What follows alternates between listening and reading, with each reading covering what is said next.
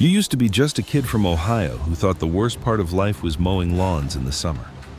Now you've spent 3 weeks buried ankle-deep in European mud, inside a trench that reeks of death, sweat, and wet socks. Congratulations, you're an American infantryman in World War II, front line, Mudfoot, the line nobody wants to be on, but the newspapers back home still call it heroic. It rains, always rains. You've forgotten what dry feels like. Your uniform clings to your body like wet paper. Your helmets become a rain bucket. Your rifle? A cold, mud-caked piece of metal you clean 12 times a day and still don't trust.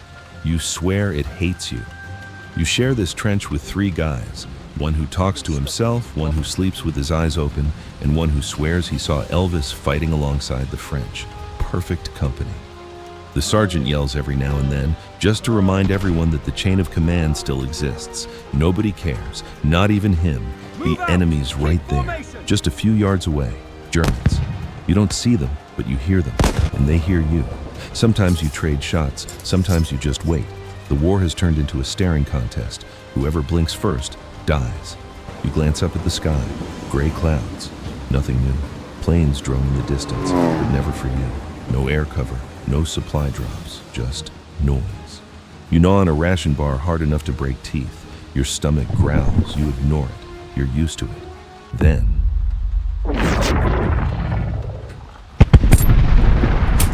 Grenade! Artillery. You throw yourself to the bottom of the trench as if the mud were a refuge, as if dirt had the power of a miracle. Your arms cover your head, automatic, useless, but instinctive. The earth shakes. The world trembles. Each explosion slams into your skull like a hammer. Chunks of mud and rock fall like heavy rain. You feel the vibration in your chest, your stomach, your soul. You inhale deeply. The air comes thick, mixed with gunpowder, rust, and fear. Not the pretty fear from movies, the kind that stinks, that makes your spine sweat and your heart misbeats. For a few seconds, silence. The kind of silence that lies. Then the sergeant shouts, Prepare to advance! You think, advance where, God? Into the enemy's arms? But you stand up, because everyone stands up. Because shame is heavier than fear. You don't want to be the only one left crouching. You don't want to hear later. He froze. The sergeant climbs first, mud up to his chest. You follow, boots slipping on the edge of the trench. The ground is a swamp. Your rifle slick in your hands. The air vibrates with noise. Bullets slice the sky. The sound cuts like a blade. The first scream comes fast. A guy to your left, you don't even remember his name, falls on his back, helmet rolling away.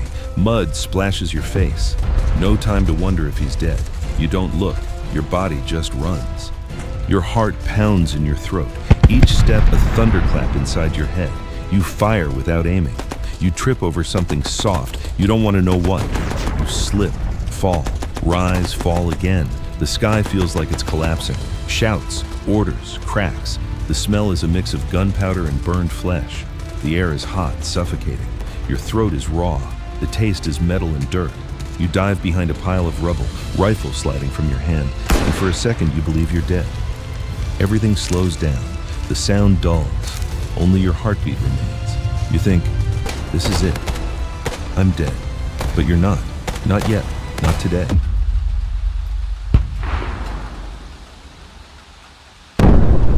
A flash lights the field. Another blast. Pressure hits your chest. Dust fills the air. For a few seconds, day turns into night. You grit your teeth and hold onto your helmet, which keeps trying to fall off. The shooting stops, but the ringing in your ears stays. You don't know if you won, if you survived, or if you were simply left behind. The screams fade to murmurs.